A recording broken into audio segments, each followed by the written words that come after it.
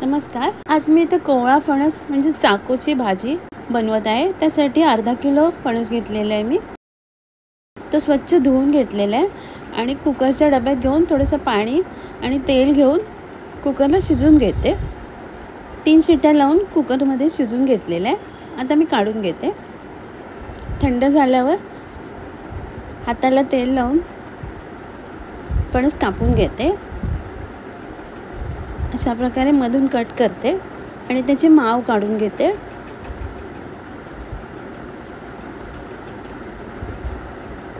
माव काढून झालेली आहे. आता त्याचं बाहेरचं साल काढून घेते.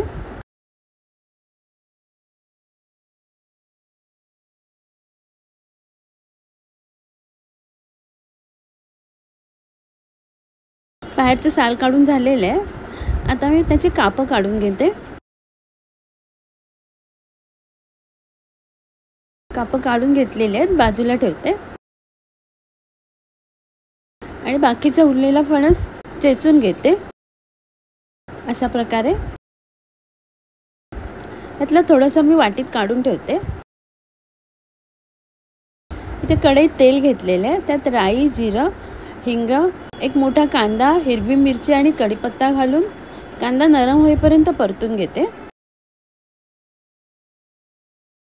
कांदा लालसर झालेला आहे तर चेचून ठेवलेली भाजी घालते आणि मिक्स करून घेते. तेलावर परतून घेतलेली आहे भाजी.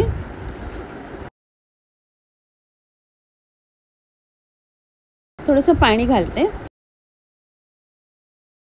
चवीप्रमाणे मीठ आणि थोडीशी साखर घालते आणि मिक्स करून घेते. थोडंसं पाणी घालते अजून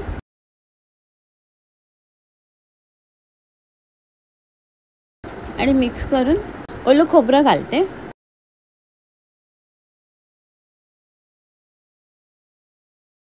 आणि झाकण लावून वाफ काढून घेते. 3-4 मिनिटांनी झाकण काढलेलं आहे. भाजी पुन्हा मिक्स करून घेते आणि झाकण लावून वाफ काढून घेते. परत भाजी छान मिळून आलेली आहे. वरून कोथिंबीर घालते, मिक्स करून घेते. कच्च्या फणसाची भाजी तयार आहे. इथे हिरवे वाटाणे मी 5-6 तास भिजून स्वच्छ धुवून घेतलेले आहेत. त्यात एक बटाटा, टोमॅटो, कांदा, हिरवी मिरची, थोडंसं मीठ, पाणी घालून कुकरला शिजवून घेते. वाटाणे शिजून घेतलेले आहेत. त्यातले थोडेसे वाटाणे मी बाजूला काढून घेते.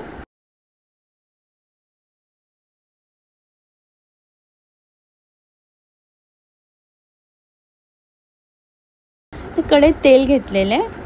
त्यात 4-5 लसणीच्या पाकळ्या परतून घेते. कांदा उभा चिरलेला परतून घेते.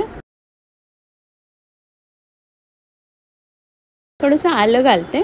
किसून ठेवलेलं खोबरं घालून लालसर होईपर्यंत भाजून घेते. कांदा खोबरं भाजून झालेले आहे. गरम मसाला घालते, हळद घालते आणि परतून घेते. गॅस बंद केलेला आहे. आता कांदा खोबरं भाजलेलं थंड झालेलं आहे. थोडंसं पाणी घालते आणि मिक्सरला वाटून घेते. त्यात बाजूला काढून ठेवलेले हिरवे वाटाणे घालते आणि 1 सेकंदासाठी फिरवून घेते. इथे कढईत तेल घेतलेले आहे. त्यात राई आणि कढीपत्ता घालते. थोडंसं हिंग घालते फोडणीला. शिजून ठेवलेलं वाटाणा बटाटा घालते. कांदा खोबऱ्याची पेस्ट घालते आणि मिक्स करून घेते.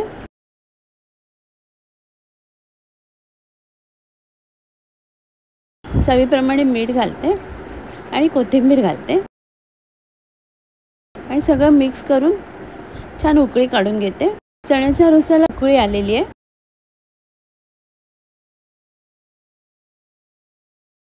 वरून कोथिंबीर घालते. चण्याचा रस तयार आहे. ते पॅनमध्ये तेल घेतलेलं आहे. ते बाजूला काढून ठेवलेला थोडासा चेचून घेतलेला फणस घेते आणि तेलात परतून घेते. 3-4 मिनिटं परतून घेतलेलं आहे. आता काढून घेते. मोठ्या वाटीत काढून घेतलेलं आहे. त्यात बारीक चिरलेला कांदा, चवीप्रमाणे मीठ, लाल मिरची पावडर, थोडीशी कोथिंबीर, लिंबाचा रस घालून मिक्स करून घेते.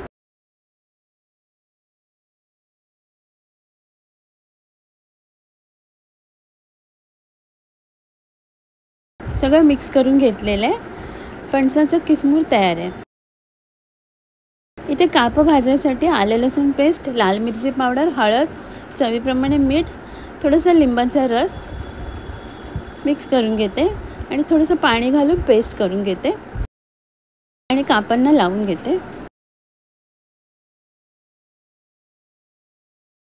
पेस्ट लावून मी अर्धा तासासाठी बाजूला ठेवते. अर्धा तास झालेला आहे. थोडीशी कोथिंबीर घालते वरून. पॅनमध्ये तेल घेतलेलं आहे आणि कापांना रवा लावून घेते आणि तेलात फ्राय करायला ठेवते.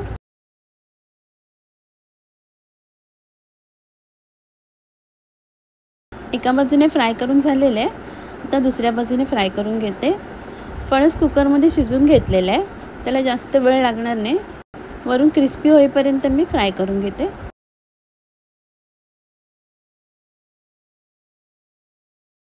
फ्राय करून झालेलं आहे. आता काढून घेते मी आणि सर्व करते.